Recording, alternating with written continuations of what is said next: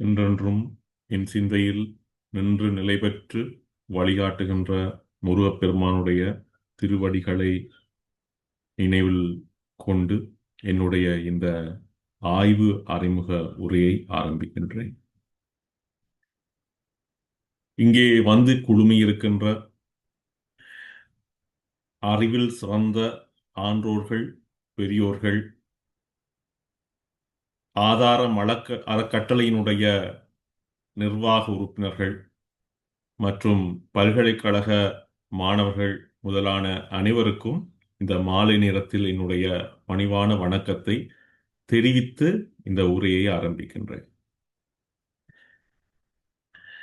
ஏற்கனவே என்னுடைய ஆசான் பேராசிரியர் ஸ்ரீ பிரசாந்தனையா சொல்லிச் சென்றபடி ஆன்மீகத்தினுடைய பல்வேறு பக்கங்களையும் அறிவியல் பூர்வமாக தொட பலர் தயங்கி நிற்கின்ற அந்த குறை நீக்கப்பட வேண்டும் என்கின்ற ஒரு நல்ல எண்ணத்தில் ஆதாரம் அறக்கட்டளையானது தன்னுடைய ஆய்வு பிரிவை இன்றைய தினம் வைபவ ரீதியாக ஆரம்பிக்கின்றது. இதனுடைய தேவை குறித்து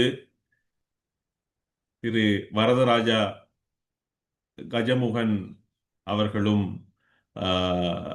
ஜனனி அவர்களும் என்னுடன் பல தடவைகள் ஆழமான கலந்துரையாடல்கள் நிகழ்த்தி அதன் பின்னர்தான் இந்த ஆய்வு பிரிவு தன்னுடைய காலை நன்றாக ஊன்றியிருக்கின்றது. ஒரு தோன்றுகின்ற ஒரு ஆர்வத்தில் எடுத்தேன் கவிழ்த்தேன் என்று ஆரம்பித்து விடாமல் கடந்த நான் நினைக்கிறேன் ஒரு 3-4 மாதங்களாக தொடர்ச்சியான உரையாடலின் பின்னர், தொடர்ச்சியான ஆலோசனைகளின் பின்னர் ஒரு உறுதிப்பாடான ஒரு முயற்சியாக நெடுங்காலம் நின்று நிலைத்து இந்த சமூகத்துக்கு பயன் விளைவிக்க வேண்டும் என்கின்ற நன்னோக்கத்தின் விளைவாக இன்று இந்த ஆய்வு பிரிவு ஸ்தாபிக்கப்படுகின்றது. இந்த ஆய்வு பிரிவினுடைய முதலாவது ஆய்வாக என்னுடைய ஆய்வு தேர்ந்தெடுக்கப்பட்டிருப்பது மெத்த பெரு மகிழ்ச்சியும் இறைவனுடைய ஆசீர்வாதம் என்று நான் கருதுகின்றேன். அந்த வகையிலே கந்தசஷ்டி விரத காலத்தில் கந்தசஷ்டி கவசம் என்கின்ற அந்த இலக்கியத்தினுடைய பங்கு என்பது இந்த ஆய்வாக முன்னெடுக்கப்பட இருக்கின்றது. அடுத்த 3 மாதங்களுக்கு இந்த ஆய்வு முன்னெடுக்கப்பட இருக்கின்றது. இந்த ஆய்வை பற்றி சொல்வதற்கு முதல் இந்த ஆய்வு பிரிவு எவ்வாறு இயங்க போகின்றது என்றால், எடுத்த உடனேயே பெரிய ஆய்வு செயற்றிட்டங்களை எடுத்துக்கொள்ளாமல் குறுங்கால செயற்றிட்டங்களை எடுத்து படிப்படியாக ஆய்வு புலத்தில் தன்னை நிலைநிறுத்தி அதன் பின்னர் தன்னுடைய செயற்றிட்டங்களினுடைய பொருண்மையை பிரிப்பித்துக் கொண்டு செல்லுகின்ற ஒரு பாங்கை இது பின்பற்ற உள்ளது. அந்த வகையில இது ஒரு 3 மாதங்களில் செய்யக்கூடியதான ஒரு ஆய்வு தலைப்பாகவும் ஆய்வு செயற்றிட்டமாகவும் அமைந்திருக்கின்றது. ஏன் கந்தசஷ்டி கவசம் என்கின்ற ஒரு கேள்வி எழுகின்றது. கந்தசஷ்டி கவசம் தொடர்பான பல ஆய்வுகள் ஏற்கனவே வெளிவந்திருக்கின்றது என்று நான் சொல்ல மாட்டேன். குறிப்பிடத்தக்க ஒரு குறிப்பிடத்தக்க எண்ணிக்கையான ஆய்வுகள் தான் கந்தசஷ்டி கவசத்தை நுணுக்கி நோக்கி ஆராய்ந்து வந்திருக்கின்றன. அப்படிப்பட்ட ஆய்வுகளும் இன்று மிக பொருத்தமான நன்னாள் தை மாத வளர்பிறை சஷ்டி தினத்தன்று என்று நாங்கள் இந்த கந்தசஷ்டி கவசத்தின் பங்கு குறித்து ஆராய்ந்து கொண்டிருக்கின்றோம். அந்த வகையிலே கந்தசஷ்டி கவசம் தோன்றிய வரலாறு,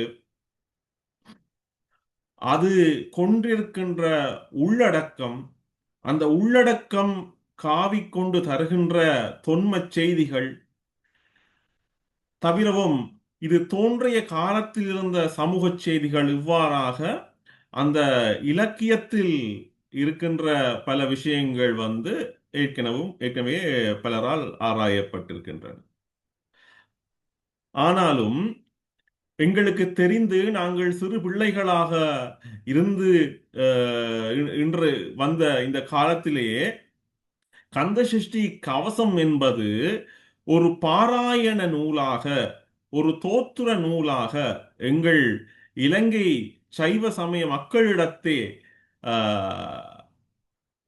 பயிலப்பட்டு வருகின்ற அந்த பண்பாடு குறித்த ஆய்வு இன்னும் நிகழ்த்தப்படவில்லை. அங்கே ஓர் ஆய்வு இடைவெளி காணப்படுகின்றது. ஒரு கந்தசஷ்டி விரதம் என்பது இலங்கையிலே இந்து மக்களால் விடாமல் அனுஷ்டிக்கப்படுகின்ற ஒரு விரதமாக காணப்படுகின்றது.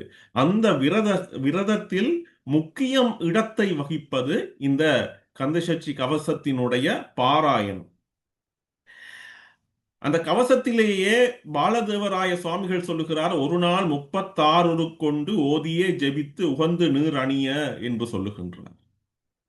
அப்ப அந்த அங்கே சொல்லுகின்ற அந்த வழிநெறிப்படி இந்த பாராயணங்கள் நிகழ்கின்றனவா, அல்லது பிரதேசத்துக்கு பிரதேசம் அந்த பாராயணம் நிகழ்த்துவதில், இந்த கந்தசஷ்டி கவசத்தை பயில்வதில், அதை பயன்படுத்துவதில் வேறுபாடுகள் இருக்கின்றனவா? இன்னும் இது இந்த முருக பக்தர்களிடத்தே எவ்வகையான மாற்றத்தை ஏற்படுத்துகிறது, எவ்வகையான அனுபவத்தை தருகிறது என்பது போன்ற கேள்விகள் மிக முக்கியமானவை. இவற்றுள் அனுபவம் என்பது மிக முக்கியமானது. ஒரு பக்தர் தான் விரும்புகின்ற இஷ்ட தெய்வத்தினுடைய தெய்வத்தை போற்றுகின்ற அந்த பாராயண நூலை பயில்கின்ற போது அவர் அடையும் அனுபவம் என்பது நாங்கள் ஆவணப்படுத்த வேண்டிய ஒன்றாக இருக்கின்றது. முற்று முழுதாக அந்த அனுபவத்தை ஆவணப்படுத்திவிட முடியாது என்றாலும் அந்த பக்தருடைய வார்த்தைகளால் அது எந்த அளவுக்கு ஆவணப்படுத்த முடியுமோ அந்த அளவுக்கு நாங்கள் வெளிக்கொண்டு வரக்கூடிய பணியை நாங்கள் செய்தாக வேண்டி இருக்கின்றோம். அப்ப அந்த பண்பாட்டு புலத்தில் இந்த கந்தசஷ்டி கவசம், அந்த விரத காலத்தில் இந்த கந்தசஷ்டி கவசம் எவ்வாறான ஒரு வகிபாகத்தை கொண்டிருக்கின்றது என்பது இதுவரைக்கும் ஆய்வுலகத்துக்கு கொண்டு வந்து அறிவு ரீதியாக அணுகி கொண்டு வந்து தரப்படாத ஒன்றாக அடையாளம் காணப்பட்டிருக்கிறது. நான் சமர்ப்பித்த அந்த முன்மொழிவை ஆதாரம் அறக்கட்டளையினுடைய சபையும் ஏற்றுக்கொண்டிருக்கிறது. இது ஆய்வு இடைவெளி காணப்படுகின்ற ஒரு புலம். அதனால் இதை நாங்கள் எங்களுடைய ஆய்வு பிரிவினுடைய முதலாவது ஆய்வாக எடுத்து நாங்கள் செய்வோம் என்ற அந்த அனுமதியை சகோதரர் வரதராஜா கஜமோகன் அவர்கள் சபையிடமிருந்து பெற்று தந்தார். அந்த வகையிலே இந்த ஆய்வானது